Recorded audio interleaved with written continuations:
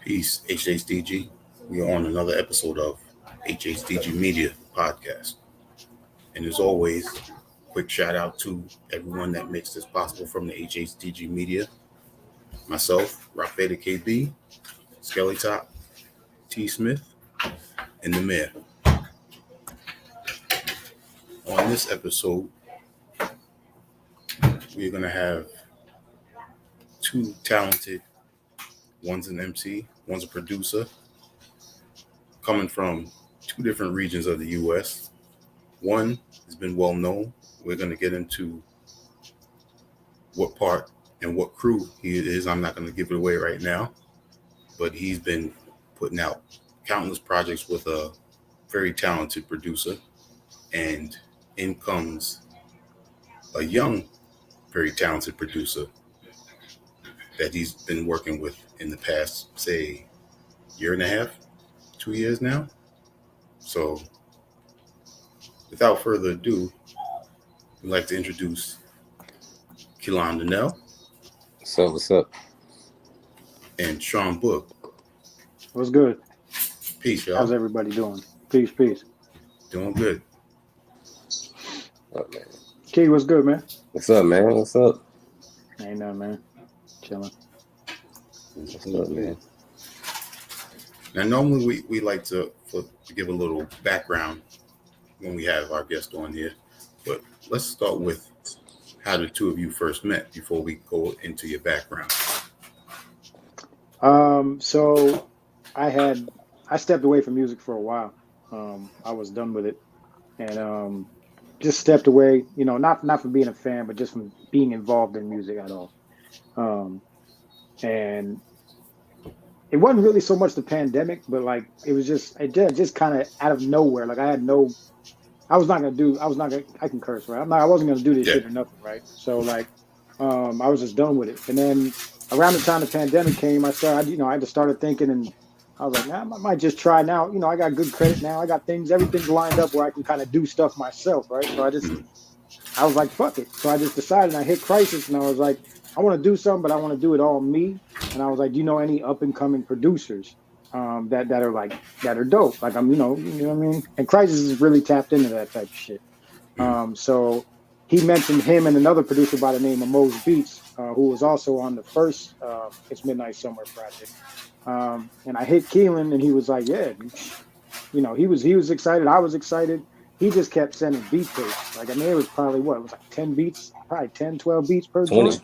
I believe. And probably 20, it might have been 20. And just all of them hit. So I took 2 for the first project, and then after that, I was like, we just need to do the second one. Like, we just need to do the second one. And, you know, I mean, yeah, I can let him take it from there. But every beat hit. So I was, you know, it just felt right. Yeah. I think it was like 22 beats in that first pack. That was just the first pack. Right. Yeah, man. I remember that day too. I think I was playing a PS4. Like I just looked at my phone, went on Instagram, I seen a message. It was like, hey, this is Sean Boog from the away team out of North Carolina. I was like, no way. I cut my system off. I cut my video game off. I went outside and like I think I called Sean and Rashad. I was like, I know this did not just happen, but yeah, that was basically it. And I sent them the beats. I think that whole day, like after that DM, like I started making new beats, and I had some beats that I like knew that he would sound good on. I put those in a pack or whatever. And that whole day, I was just working on that pack, and that was it. Wow. Yeah. Yep. So Sean, what was your initial reaction when you first heard his production? This is it. This is because what I was looking for, especially, was like nighttime shit. So I was trying to. So 8 years ago, I released Sean Boogie Nights, and that was like the last solo project I did. And I was like, I might as well just continue where I've been because I'm better laid back, like more just laid back. So as soon as I heard it, I was just like, this is it. Like this is what I'm looking for. Like this is exactly it. You know what I mean? So I mean that was it. Like, you know, that was it. I was like, okay, boom, went right in there. And just funny thing is, I didn't know how to record or not because I never had to do that shit in the past. Like I never had to do any of that myself. So it took me a couple of weeks to get familiar with what I had to record and get it going like that. But I mean, I went right in and started going. Well, let me say this. I recorded the first song I recorded was over the Crisis joint. What was it for? Anyway, I can't remember which one it was. Oh, it was the joint from Crisis' album that he put out this year. The Return. Called The Return. That was the first joint I did. And then his pack, Keelon's pack came in, and I can't remember what was the first joint I did. I can't fucking remember the order. Was the first one. Was it the I think it was. Yeah. Let's Ride. Yeah. Yeah, Let's Ride. Mm-hmm. And I just went in and just did it. Mm-hmm. And I think we have a couple extra joints that we didn't even put out yet that we've done that for the new product. To me they didn't hit the same way, but just not because of his fault, but more so for me lyrically. But yeah, I mean that was it. I just went in. That's crazy. And can I add this real quick? Mm-hmm. So the No Fantasies joint. So you emailed me. I never told you this story, but you emailed me the reference or the first recording of it the same day, a year to the same day of the day that I made the beat. So. Oh wow! Yeah. So that shit's full circle. Right. Right. That's wild. Crazy. That's wild. Yeah, that's dope. Wow. Since you were talking about Nighttime, tell us about this great artwork going there by, was it Sean Roxwell? Well, so his name's Sean Kernick, right? So he's okay. He's from, well, he's not from originally, but he's based in the Raleigh area now. Mm-hmm. He's a ex graffiti artist who now is a mural artist. And when I tell you in the Raleigh Durham area, he does every mural in the area. Like he's taken over that. But he's just an incredible artist, man. Like he comes up with, put it like this. I called, initially I was going to call It's Midnight Somewhere 2. I was going to call it Chapter 2. He was like, nah, man, we need to do a Sector 2. He's like, then we can just go in different sectors and different things. So he came up with the sector part. And I was like, that's wild. So we ran with that. And when we first started doing the first It's Midnight Somewhere artwork, I just kind of gave him the idea. I was like, it's nighttime. I was like, it's laid back. It's midnight. I gave him the title, and like he was like, well, what were you thinking? I'm like, I don't know, just just that type of stuff, giving him like the basics. And I hit him, and I was like, what if we did something where like, I'm sitting and looking at a planet or something, just like the moon or something. I said real basic. He was like, I was in the same direction. I'll have you something soon. He's just a genius. Like he does all of that. That is all him. Like none of that was me. You know what I mean? Wow. Like he's just nice like that. He's done things like he does. I'm not sure where you're at, but if you're familiar with Sheetz, like the gas station, it's a big gas station thing. They have he did the murals that were on the side of their trucks for like all of like the last couple of years. So like he does all kinds of shit these days. Wow. Just an incredible talent, like an incredible talent, incredible dude. Yep. Yeah, I think he's originally based out of Philly. I think that's where he's from. Yeah, I think that's what it says from. Yeah, because I started looking him up and I saw some of his murals. I was like, wow, this guy's got some serious talent. Yeah, he's a beast, man. He does all that, all those murals he does with spray paint. I mean, that's incredible, man. Incredible. And when you look at the album cover, it's not one dimensional. There's so many layers to it. And when on part one, when I look at it, he reminded me of the graffiti artist Mir One. Are you familiar with Mir One? I've seen the name. I'm not as super hip on the graffiti tip, but I'm familiar with the name. Yeah, a lot of his work is very in depth. It's not just detailed; it's in depth, and there's a lot to it. And gotcha. when I saw it, that first album cover, he's immediately reminded me of his work. Okay, dope. That's what's up. Yeah, that's dope. Yeah, he's been at it for many years. Yeah. So that's good. That's dope. Now let's get in a little bit of your background. One's from Texas, and we just recently had you on the show last week, so you gave a little bit of background, and also the various music that you listen to, which we spoke about as well, that shows in your production, your various great range that you have. And then we have Sean coming out of North Carolina. So just tell us, coming up, because I came up listening to Sean through Justice League, and then Mhm. you got an inspiration from Ninth Wonder and Crisis. Yeah, that's actually where I first heard Boog from. I know I would hear. Like, I think I heard like Crisis and Ninth Wonder like mention them in like interviews. I believe. I can't remember the name of the song, but I know the video. I think it was like you, Ninth Wonder, like y'all were outside. You had like a lot of people behind you. That was probably the first song I heard. I can't remember the name of it. But yeah, I think that was my first introduction to Sean Boog. Yeah, like listening to stuff like that, like younger days, and I was like 8, 9, 10. I was mostly on like Texas type stuff, like I said, like Zero, Slim Thug, Lil Kiki, like people like that, Hot Boys, and then it like went on into like more mainstream, like Nelly, 50 Cent, Lil Wayne, T.I., stuff like that. I was even a Soulja Boy fan. I mean, I can't I can't hide it. I mean, it is what it is, right? yeah. Yeah, I was at that age where like he was popping, and like that's what all my friends like. So Right. But True. yeah, it wasn't until I got like to high school and like I really got on like Sean Boog, Crisis, Rhapsody, Crit, J. Cole, all those people. So yeah. True. And it's the same for you, Sean. Man. So yeah, I mean, I came up. I would say by the time when I was 10 or 11, like I have an older brother. My brother's 3 years older than me, so he was always a hip hop dude, even from when I was about 8 or 9. So my early days, I remember Raising Hell and the Run and like. But when I really got down, like Hit Squad days, EPMD, Business Never Personal, that era, the Dots Effects, the Red, we bumped everything though. So we played Cube like crazy. I lived in Albuquerque, New Mexico for like 4 years, and I lived from 92 to 96. And I moved to North Carolina in 96. So I've been here since then. But we bumped everything, man. We bumped everything. Ghetto Boys, Texas, we bumped Cube, we bumped Woo.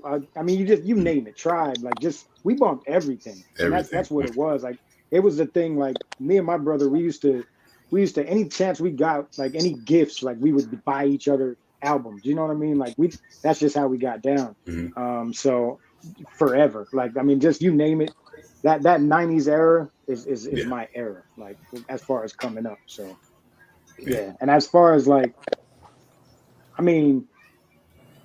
Nowadays, I love where music's at now, and I'm going off on a tangent. I love where music's at nowadays because there's a pocket for everything.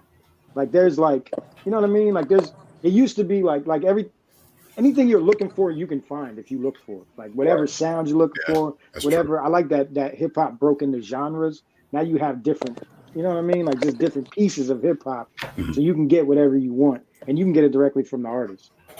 It wasn't like that in the 90s, but but anyway, yeah. So, definitely. And being that you have a Helter Skelter t-shirt on, was that one of your favorite groups out of Boot Camp Click? Oh man, what? I was a Boot Camp head. Are you crazy? Man, yes, absolutely. Nocturnal is one of my favorite albums ever. Nocturnal? Smith and Wet.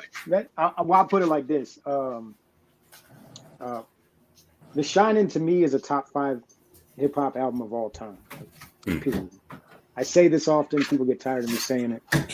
I've never like the flaw. That shit's as flawless as Doggy Style. The shit's as flawless as Only Built for Cuban Links. That's just how I feel about it. Like it's just that flawless. Helter Skelter is that's its own level. But that Nocturnal album is right here for me too. I still play Nocturnal. I still play. Yeah, man. Yeah. So growing up in New York during that time, man, it was phenomenal. I bet. I can only imagine, man. I can only imagine. Yeah, for sure. So, with that being said, you also mentioned one of your underrated classic albums being Keith Murray's Enigma. Yes. That is one of the, from the production, as people know, Dilla was on there, but just everything about that album sonically, since we're on that, I think it got overlooked because Keith Murray's more so. I don't want to say it like that, but he was just more on some like rap shit. So he would just, you know, he wasn't so much subject matter on that album. It wasn't like he was touching like main subject. It was just, you know how Keith raps, like the just in your face, that type of shit. I think it got overlooked for how great it is because of the lyrically and how he delivers his rhymes. But to me, that's just one of the greatest albums ever. That it runs from front to back. Period. Yeah. Period. And when that came out, I was really expecting his crew, LOD, to blow up. LOD, yep. Yeah, so was I. Yeah. Yep. It's crazy because Redman did the same thing. Like Redman had PPP on a couple albums on the album, and he would go from album and have different people, but you never really heard nothing from him. But back then it was like, oh, when's that coming? But it didn't. So. Yeah. Yep. Yeah. True indeed. I got some homework to do. I can put you on. Oh, please do. I'll be saying your post. I'll be like, man, I ain't heard half of this stuff. Yeah, I put you that's on. great. Man. Yeah, that's dope. That's like on the last interview we was talking about the producer at Texas Symbolic One, and I was telling you about the group he was in, Strange Fruit Project. Did you get to listen to any of the links I sent you? Not yet. I've been in the middle of relocating. Okay. So I really haven't had time, but I will for sure. Yeah, definitely. Now let's tap in a little bit more with the background. You just recently went back to your hometown of Tyler, Texas, and performed. Right. And you mentioned how great that was a feeling to do in your hometown. Right. Sean, you just posted a flyer, a Justice League flyer at the place, the brewery. The brewery, yep. I sure did. Give us one of your memorable moments there. Oh my God. So the second time, let me make sure I'm right with this. So the second time I ever performed was at that place, ever actually performed. I don't mean just like rapping and whatever. I mean actually perform songs. First time I performed was at NC State. There was a student union thing, and it was the first song I ever recorded.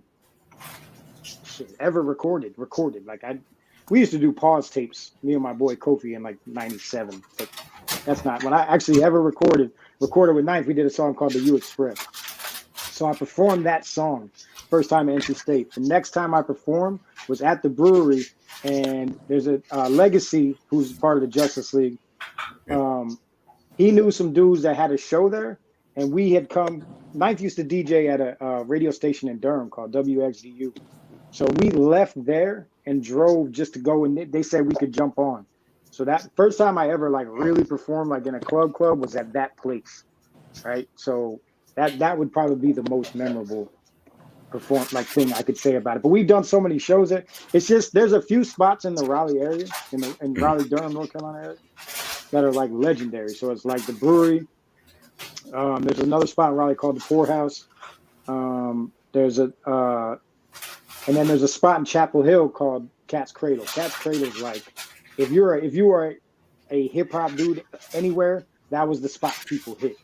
So there's like certain locations. I know I'm missing some places, and I'm sure if anybody locals listening, they're gonna be mad at me. But those spots were like just legendary for the local and for the big and for the overall acts coming in. So just a great place. And then just. They ended up they redid there's a place called Hillsborough Street in Raleigh where NC State is, and that's like the college street. That's where the brewery used to be, and they just redid that whole shit a few years ago and just tore everything down. So it is what it is. Pretty much what they're doing in every city. Okay. Yeah. Now Keelon, the place that you performed at, is that a well-known place in your hometown? It's not. I think it's a new type of place. Okay. I think so Tyler really isn't known for like having a big, huge hip hop scene. So from what I was told, that was like the first like underground hip hop show in Tyler, and just to be a part of that, like that means a lot, you know what I'm saying? And just the amount of love that we got, the reception from the audience, it was great. But yeah, I think that was the first, like one of the first at least type of underground hip hop shows. Nice. It was dope too. Now I'm gonna quote Sundown from Act Proof, which is another one of my favorite Justice League groups. he recently said about the two of you, you got something good going. Yeah. I agree. Same. Yeah. Same. Yeah. Now, with that being said, you know, I've played both projects back to back, and Mm-hmm. I mean, they blend so well to go to the next project as if it was one album. You know, Mm-hmm. to have Keelon and the other producer, he had Crisis, and who else was on the first project? Most Beats. Most Beats. Most That's right. Beats. He's out of He's from Fresno. Yeah, Fresno. Yep. True. Yeah. Yep. He's down with the whole Umbrella crew. That's right. Yeah. I speak to him Mm-hmm. a little bit off and on too. Yeah. Okay. Nice. So Oh. the synergy that the two of you have, it's obvious that this could be prolonged for, you know, many projects, and the way you have artists from each camp on each other's projects, you know, that's a great thing right there, because you, Sean, were on the anthology, and then you had the rest of the other 2/3 of the Village on the second project. Yep. Right. Yep. Exactly. And man, the Village. I haven't gotten to say really say this, but dope. Like I wish there was like I'm I always think like I wish I could just get them out, because like that shit just brings me. I don't know, man. It just brings me. It brings me to the Texas version of like an Outcast, or like something like off that field. You know what I mean? And I love that shit. Like I love the fact that there's new groups doing that. I mean, I don't know how long y'all been at it, so I don't want to sell you short or nothing, but new to me. So you know what I mean? So it's like, but it's like it's dope to see that shit, and it's just that overall vibe of the chill, like that's the shit. So yeah, it was nothing. Like yeah, definitely more work in the future for sure. Man, appreciate that, man. Shoot, I don't even know what to say after that. I appreciate it. But yeah, man, I think me and Boog, we do have a great chemistry. You know what I'm saying? But he killed Sudden Robbery off the anthology album. And I think Sean and Rashad, they killed their verses on the intro track on Sector 2. So yeah, man. Yeah, I think it just works well when like artists are allowed to like be themselves on the track. You know what I'm saying? They have that freedom, and you know everything just works well. Yeah, everything sounds like it just came together organic. Right. Yeah, for sure. And we're in a time where, you know, there's a lot of artists that, you know, still paying, but it's more of a business type of collaboration. But hearing the two of you together, you know, it's not that. It's more than that. Right, for sure. That's what I appreciate. And to continue on with that, you're not in the same age group as well, so that's also another beautiful thing. Right. Because you're another example of what I see DJ Muggs doing with all these younger MCs right now. Yeah. But it's dope because there's no reason. Okay, going on what I was saying before, I love the fact that hip hop can be grown up now. Like the fact that you can, like, there's no reason why we can't work together.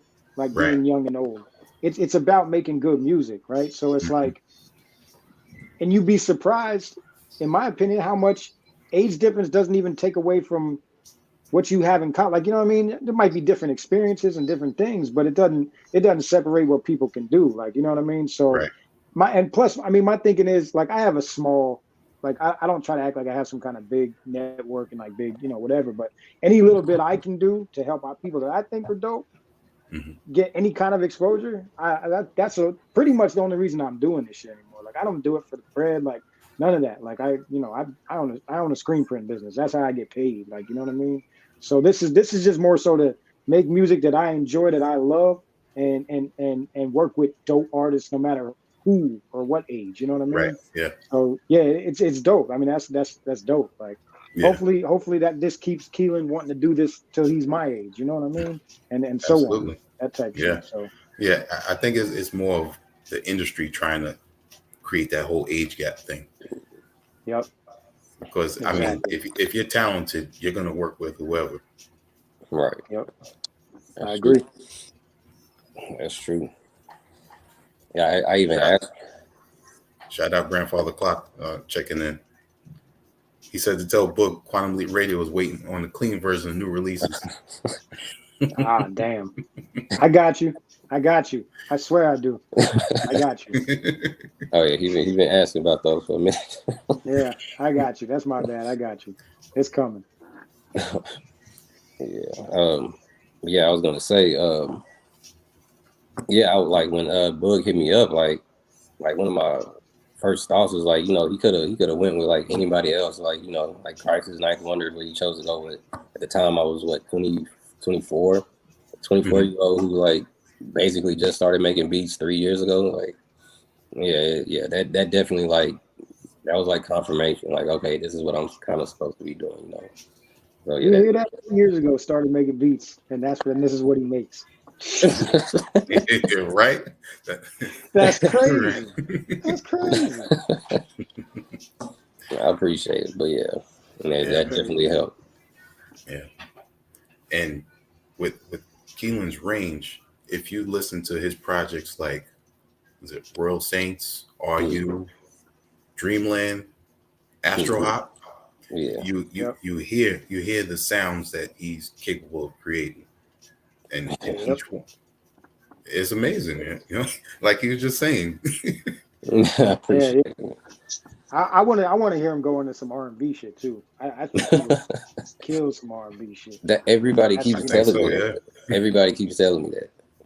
I'm telling you. I think the reason why it's so tough for me, well, I don't want to say it's tough, but I'm really not inspired because it's like I don't really listen to a lot of R&B. Like I said, when I was growing up, I was listening to like a lot of like hard like Texas hip hop. So true. It's kind of not really in me like that. But I definitely want to. That might be next. So who knows? Yeah, they don't sell your production short. Oh, no, you get with the right singer, that shit would be money. Right. Yeah, right. Money. You always start with just using your favorite vocals from older songs and putting your production on it. Right. Start from there. Yeah, I actually like doing that. I like making remixes. So yeah, I might do that. Definitely. Now back to Sean. One of my favorite projects that you released was Light Beers Ahead of You. Yeah. Mm-hmm. Yeah, that was in a minute. That was heavy, man. I appreciate it. I feel like a lifetime ago. What is that? 2010. I think so. Yeah. Whew. Man, I drank heavy back then. That's why I called it Light Beers Ahead of You. Yeah, that was a fun project, man. That was a fun project. We had at the time we had just gotten over the Jamla, me and Crisis, and I released that on my birthday that year. I remember on my birthday that year. Yeah, that was a lot of fun, man. That was a lot of fun. I wish I still had some of them CDs. I don't. Because those will never be on stream. Those will never stream. No. Nah. Wow. Yeah.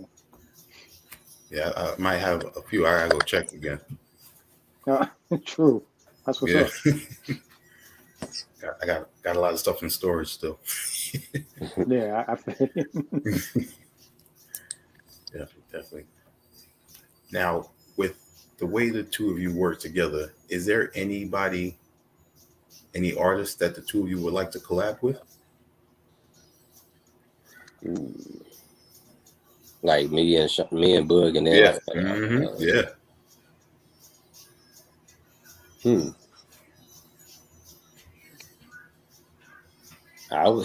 why not Rhapsody? She's one of my favorites. I love Rhapsody. She's not even like I think Ninth Wonder and Crisis, they always say like she's not a female MC, like she's an MC and she's MC, like, absolutely at the top, so definitely Rhapsody for sure. She's been a beast. Gosh, she's been a beast from day one. She's been a beast. I work with anybody, man. Like anybody that's dope. Like I mean, I have a list of people like that I would like to work with. You know what I mean? But I mean, honestly, anybody. I don't really think that way. Like, who do I want to work with? That type of shit.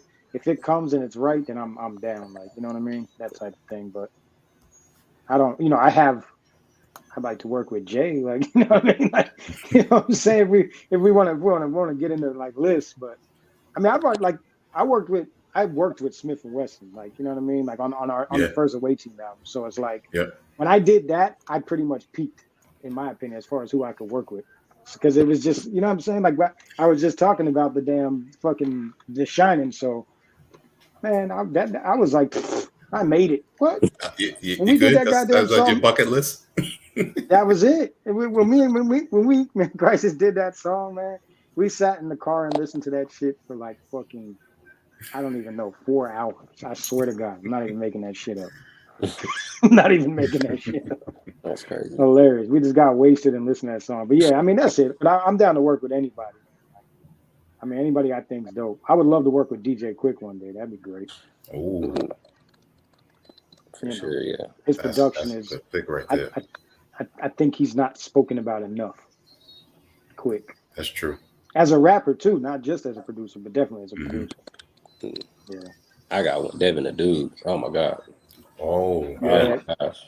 Devin would sound great over your shit too. Yeah, I got a couple that I'm just waiting on the perfect opportunity to slide through there. But true. Yeah. That's what's up. Yep. Yeah. There you go. See, you're already building it up right now. Right. Put it out there. Yeah. Let the universe do its work. Right. Exactly. And Sean, you say you work doing screen printing. Yep. I own a screen printing business. Is what I do. So yeah, garments, t-shirts, that shirt. Yep. Mm-hmm. You show that to the people again? Oh yes. I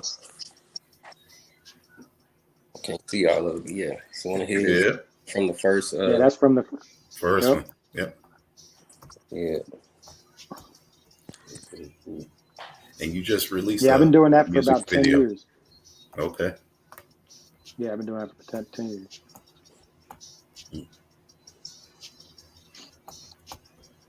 Now, on the first project, you released a video for Deep Breath, and then on the second one, you just recently came out as well.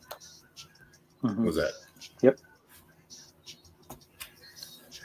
To me, recently, music videos kind of like a resurgence, and it's played an important role with a lot of the artists and producers and DJs out there. You know, it's got that feel good that you want to vibe to the song and see those visuals again. Because for a while it seemed kind of stagnant. And now it's kind of built back up, you know. And not all of the videos are the same. You know, some of them are kind of fun, like the way Redman's videos used to be, stuff like that. And some of them, you know, just serious or more have a story to them and everything. Right. Mm-hmm. Yeah. So how was it you making these two videos? And I believe you work with the same director.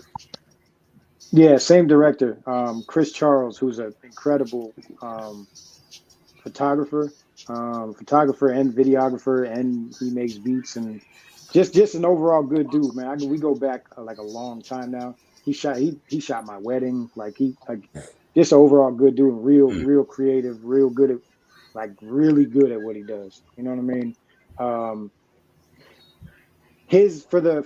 For Deep Breath, that was all him. Like he was just like, this is how I want to do it, and do it like this, and this. I'm like, let's do it. Same with this one for the most part. The only thing I was just like, what if we did it kind of like, only thing my input was like, what if we did it where I'm kind of talking to myself, you know what I mean? And just is there a way we can put two of me up there? He was like, yeah, done. No big deal. And then so we put it together like that. But just having fun, man. Like when I thought about the videos, I didn't want to overthink them. I didn't want to I think one of the biggest things is if you don't have like an exact, if you try to go movie with your videos, like you know, all scenes, and if you don't have that put together, that shit can come off as very bad. So I look at it like, let's just have fun. Let's get the music out, let people see the visuals, and just have a good time and have it. Like you'll notice like with his shots, like they're real. Like when I can't think of the word, but like you can tell he does photography. You know what I mean? Just the way he lines shit up and the angles and the alignments. Yeah, all that type of shit. So that's what I love about it, man. Just that, and just giving people a visual of something that's fun. Cool. Mm-hmm. Now, if I want to try something right now, you give me your first thought of the tracks. I'm going to go track by track from It's Midnight Somewhere, and then I'm going to go on the next one. So let's start with the first one. What's the deal? What's the deal? I wanted to talk about a lot of shit that was going on, man. I remember Crisis gave me 3 beats, the three beats, the 2 that are on that, and then the return. Like I said, the return was the first one I did. And what's the deal was just, I just wanted to say I wanted to get some shit off my chest, man, about this fuck ass country, if you will. But yeah, so that would be my thought about that. Yeah. And then track 2, Let's Ride. Let's Ride. Let's Ride is the overall vibe of what I wanted it to be. Like, What's the Deal was kind of hard. Like, that's more so what you would hear from an away team. But Let's Ride was more so where I was trying to go with it. Let's Ride also has a concept behind it, but no one's actually said it to me what the concept is behind it. So I'm just gonna let that be. But there is a concept behind that the whole song. Funny thing, you'll notice the verses repeat. I got that from Lazy Afternoon, The Roots. So that if you remember, Black Dot did the same thing. And you know what I'm talking about. So I was just like, I want to do that shit. Fuck that. That's what we're gonna do. So that's why it's the same verse. All right. Track 3, Deep Breath. Deep Breath. Deep Breath is another one that feels like exactly where I wanted to go. Honestly, when I did it, I was like, that's going to be this. Like, I knew I was going to shoot a video for that. Like, that to me, that was the single. Crisis mixed that whole project. And I gave on that, like, he really brought that shit out. Like, cause so he added so much different effects in different places and really brought it out. I don't know, just the overall vibe of that shit is great. And then also that was also my, here's a little bit of what I've been up to since it's been, 8 years since you probably heard me, or 6 years or whatever it was. And track 4, which is my favorite off this one, That Feeling. That Feeling. So when Most sent me he sent me a few beats, that one just was perfect. Like I think I had that done in no time. I think I did it like the next day. That is another one kind of about the times. I tried to address the pandemic and where I was with it, without getting. I try not to get too. I don't want to get preachy or whatever. So I just did that in my way and just wanted to address, the times, that type of thing. Yeah, I mean, the mood of that track is, I think, more what grabs me, and then you start rhyming them. So it catches you from the beginning for me. I don't know how it is for other people, but that's how that one was. I appreciate that, man. I'm glad. That's one of my favorite joints too. So that's dope. Okay, nice. Dang. Track 5, No Fantasies. No Fantasies. I love that record. That was probably the one that I think that might have been I don't know, but that was the one that when we did that, that's when I was like, oh yeah, me and Keelon got something here, because that shit, it's like it came so naturally. I mean, it's one thing I don't do these days is I don't force it. Like I used to record every day. Like when I was younger and before I walked away from it, I recorded every day. And I can look back at a lot of stuff I've done and be like, even I don't want to deter anybody that likes the shit, but for me, I'm like, I was just kind of rapping just to rap type shit. But with nowadays,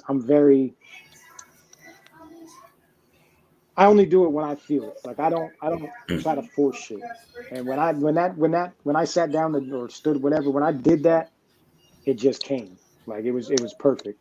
And and then when Crisis, when he got done mixing it, that shit was money. Yeah, I love that record. Yeah. That's one of my favorite beats. I almost forgot to put that one in a pack. Oh, really? I'm glad you didn't. Yeah. Yeah. I'm glad you put it in there. I forgot all about it. I was just like going through old stuff. I like clicked on it. I was like, what's this? I was like, oh yeah, he needs this. Yeah, Put it in there. it's true. Yeah, definitely glad you put that in there. Yeah, Same, for yeah. real, right? And now on to It's Midnight Somewhere, Sector 2. First track is Once Again, featuring The Village. Yep. That was the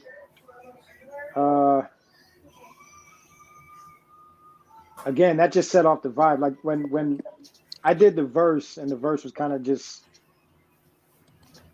just kind of explaining where we're at, like bringing people back into it. And as soon as I did that, I already knew. And that's when I hit Keelon. I'm like, they got to get on it. You think they'd be down? He's like, hell yeah, they'd be down. So yeah, that's that. And they killed it. Like, I like their verses better than mine. I'm not even gonna lie. So but yeah. It's all good. You gotta take an L once in a while.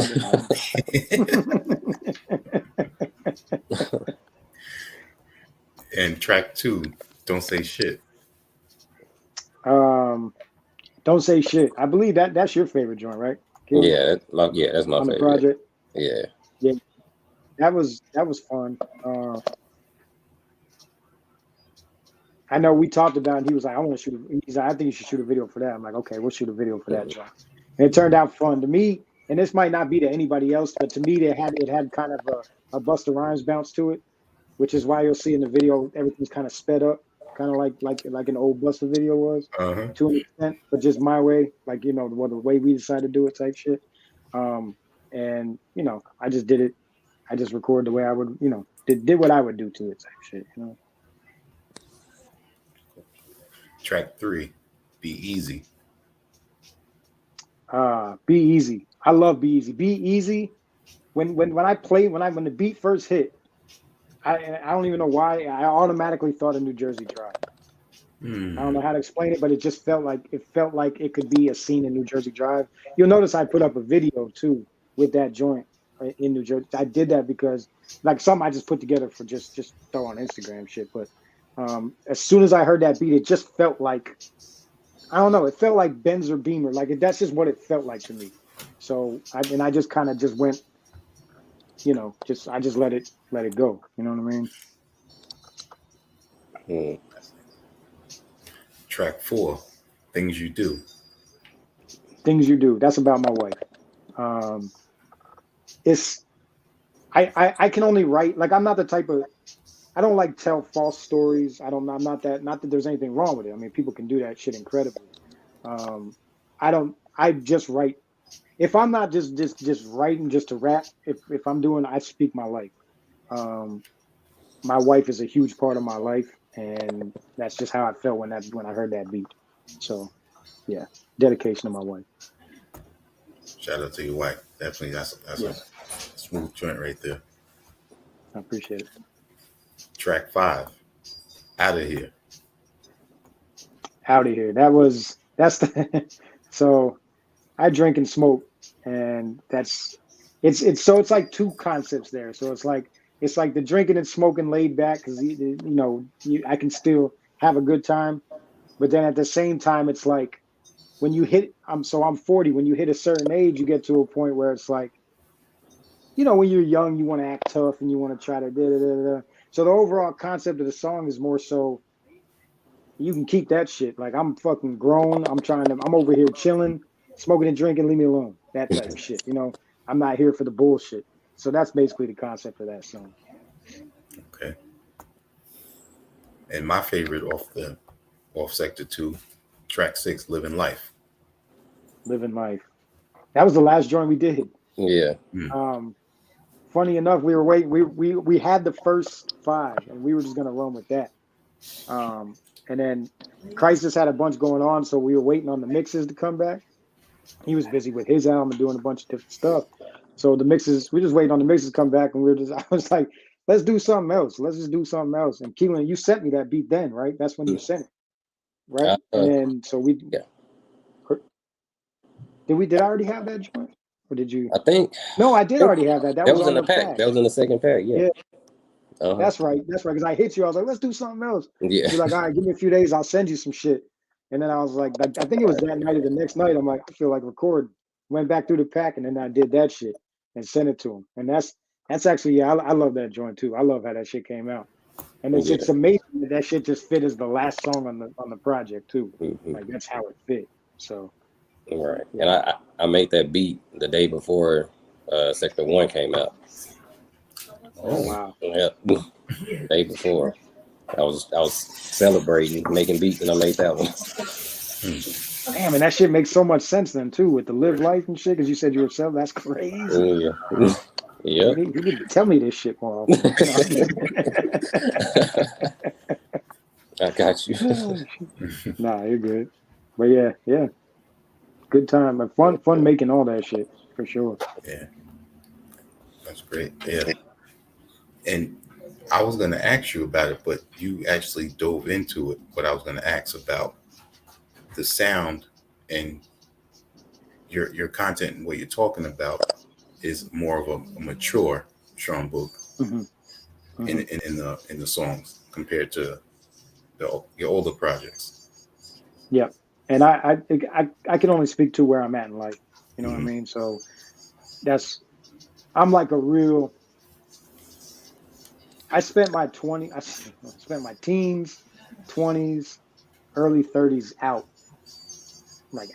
You know what I mean? Like people say I'm outside, I was outside, right? So just where I'm at now, I'm chill, man. Like I'm a homebody, man. Like I don't go out and do a bunch of shit. Not even just because of the pandemic. I just don't go out and do a bunch of shit. That's I just right, chill. So I just, I can only speak to where I'm at. I try to, as you know, I mean, like we come from an era where being authentic is what it is, and I've just always lived off that. So I speak to what I know. We had someone on our Facebook group asking what made Boog step away from the music. Oh, it's a long personal list, but overall, like the main thing where I was just done. I was done with it. Like it's like I said, like I'm a homebody, so by nature, I know the term is overused in my opinion, but I am introverted. Like I don't like to be out and about, even though I was. So I think it all just I just hit a wall, and I was just like I was done being around a bunch of people. I was done. I felt like my creativity was gone. Everything I was trying to do didn't feel right. I even just went strictly over to the business side of things for a while. And I actually managed Jamla for a little while as like the label manager. And then I just called Knife one day and was just like, I'm stepping down. I'm done. I'm moving on. I was like, I knew I'd been with my wife for a little while at the time. I knew I wanted to get married. I knew I wanted to settle down. I was ready to move on, not move, but move on from doing music. Like when I tell you, like I was never going to do music again. Like I just had nothing in me wanted to do it. And I love it. I mean, I love hip hop. And I to the day I die, I'm ahead. I've been ahead since I was fucking 8 years old, but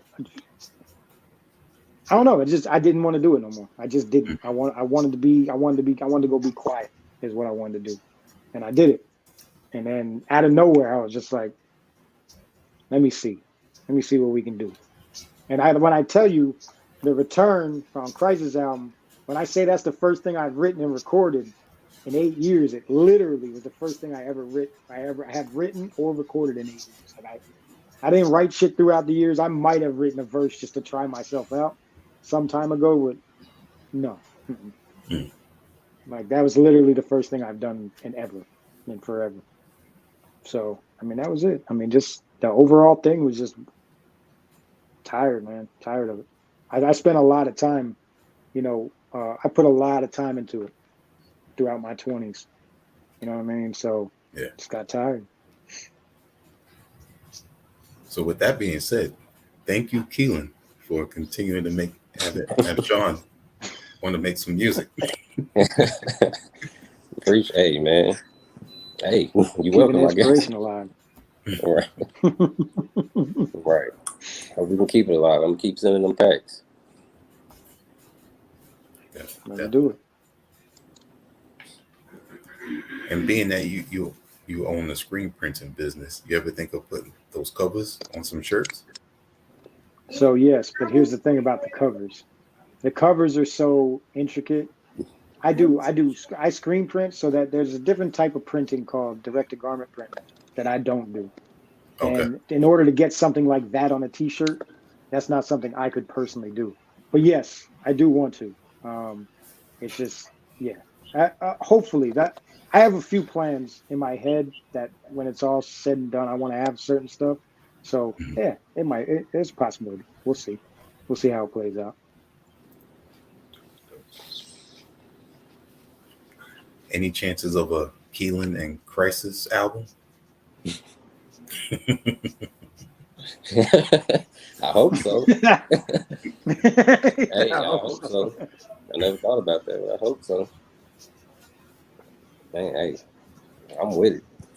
I don't know if he needs my production, considering who he is, but hey. But yeah, hey, I'm with it. That'd be crazy. Yeah, it would be. Now, we spoke a little bit about this on our last interview, and since we're on another one, I would like for you to talk about it as well. That's Aesthetic Noise IV. Oh yeah, that's basically like, I wouldn't call it like a label, but it's basically like an umbrella of like my Astro Hop thing. Rashad's his Good Riddance. The Village. So it's based. I guess you could call it a label, but we don't want to just limit ourselves to just a music label. Like, we want to be able to do everything under that Aesthetic Noise umbrella. You know what I'm saying? Like, in the future, I want to like do something like kind of what Ninth is doing, like with teaching kids about like music production and hip hop history. I know Sean, he wants to do like he's a teacher and a coach. He wants to do like some type of like basketball AAU team, so we would do it under that umbrella. And then, you know, Rashad with his writing company. So basically, that's what it is. It's not really like a label or anything, but yeah. So. And my last question: name one of your classic albums. Classic albums. Oh man. I know. Oh man. An album that I can listen to from like front to back would probably be Isaiah Rashad, Sylvia Demo. Really anything Isaiah Rashad, but I'm gonna say Sylvia Demo because that's like the first complete project that I heard from him. He's my favorite artist. So Okay. definitely him. But then it would be To Pimp a Butterfly. Yeah. Yeah, One of that's a those. great fucking album. Mm-hmm. And Me too. You want the same? I didn't mean to cut you off, but before you answer, being that you just mentioned that album, that is considered one of the most sonically diverse albums out. And I actually looked at all the credits on there and all of the people that have worked on this. And being that you said that and the type of production that you have, kind of makes sense. On To Pimp a Butterfly? Yeah. Mm-hmm. Oh yeah. Because your sonics, you know, I mean, I'm sure years from now, people are going to talk about that. Yeah, I hope so, man. I appreciate it. I hope so. But yeah, that album is like the textures and like the layers. Like, shout out Ali. Like, he's crazy with the engineering, but that album is crazy. And I hear a lot of people saying it's like not one of Kendrick's best. I'm like, I don't know. I think that's number one to me, I guess. But I guess that's Kendrick's best album. Yeah, for sure. But I know everybody's I'm a huge Kendrick fan. Yeah, it's definitely one of my favorites. And same for you, Sean. Sorry about that. Oh no, you're good. Yeah, I mean, I'll give you my top 5 rap albums of all time, in my opinion. My top 5 hip hop albums go not in any order. Doggy Style, Only Built for Cuban Links, The Shining. It. I say ATLiens, but it also Equiminize up there because Equiminize so goddamn stupid. Yeah. Southern Playlist is stupid too. I can let's put it like this: I can listen to Southern Playlistic all the way through Equiminize. Fuck one album, I'll play that whole shit back to back. You see what I'm saying? Yeah. That's next level shit there. Like that, and the fact that you can do that with 3 different sounds, man. Outkast is Jesus Christ. If there is something that we could have another Outkast album, please. Rap gods, for the love of God, can we get that? Jesus. Can I add 3 albums? Can I add my 3? He gave 5. Okay. I said Sylvia, To Pimp a Butterfly. Let's go Layla's Wisdom. Dang, this is hard. Why did I do this to myself?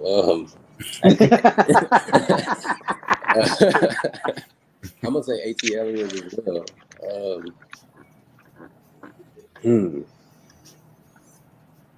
I'm gonna go to Diary, Scarface. Ooh, that's a great album. Yeah, I was just listening to that. Great album. Just listening to that one. Yeah, I think that's a great album. I think I'm comfortable with that. Okay. That's dope, man. Both great lists, man. Me, I have my list, but just when I listen to, I discover an artist, and I might find that they have a deep back catalog. Sometimes I start to think about what I have up there, so it kind of changes every once in a while. That's true. Yeah. It can change on mood too, depending where we're at. Right. Yeah, that's true. I mean, there's so many great albums, man. Like, yeah, there's too many great albums. I got a question. So, what do you prefer, Muddy Waters or There Is a Dark Side? Oh, you see, I'm glad you asked that. That's a good question, because when Muddy Waters came out, I think I ran through that almost every day. But that's right. Coming up, my uncle, he taught me how to DJ, and that's when I first started listening to There's a Dark Side. And I think lyrically, that's the album that I would put over Muddy Waters lyrically. I agree. See, I agree. And I love Muddy Waters. Muddy Waters. But yeah, I gotta go There Is a Dark Side. There Is a Dark Side. These are conversations we always have. But yeah, that's crazy. Most people say Muddy Waters these days. Yeah. Now the thing with I remember hearing Rockefeller for the first time, and I was like, yeah. The thing with Muddy Waters, and I think it might have influenced other skits, is the way the album plays. The skits fit perfectly. Oh man. Redman, Ice Cube, obviously De La, the greatest skit. Yeah. Little Brother always had hilarious skits too. And I'm not just saying that the Muddy Waters skits are fucking classic. I got a soda, you can't have none. No, I got a soda. Yeah, that's the shit. Classic shit. Yeah, man. Once again, we have Keelon Donnel from The Village and Sean Boog from the away team. Greatly appreciate you taking the time to speak with us at HHDG Media, and absolutely highly appreciate It's Midnight Somewhere and It's Midnight Somewhere Sector 2. And appreciate it. From just talking with the two of you, I know that there's going to be a lot more coming from the two of you. For sure. Absolutely. Yep. Thank you. And as always, you give your shout outs and where everyone can reach out to support your music. You got it, Keith. All right. Shoot, shout out to The Village, man. Shout out to my guy, Sean Lexima. Shout out my mama. Shout out my dad, my brother, So you can find me on Instagram, Keelon Donnel _ KeelonDonnel. Twitter, Keelon Donnel. Facebook, Keelon Donnel. That's kind of more personal. Really don't even be on there like that. Yeah, got music on SoundCloud, all DSPs. Yeah. You can find me Sean Boog at Sean Boog everything. My Facebook page I kind of keep more private. I got rid of my music page a long time ago. But on Twitter, Sean Boog, Instagram, Sean Boog, YouTube, Sean Boog. I just want to shout out everybody that helped us with these two projects. Chris Charles, Sean Kernick, Keelan, The Village, Most Beats. I want to shout out my dude, 16-Bit Spit. We're working on part 3 now. He's a beast. He's a producer out of Boston. And then after that, yeah, me and Keelan got more work to do. So we'll leave it at that. There you go. And on behalf of HHDG Media, I'm going to say peace. All right, appreciate it.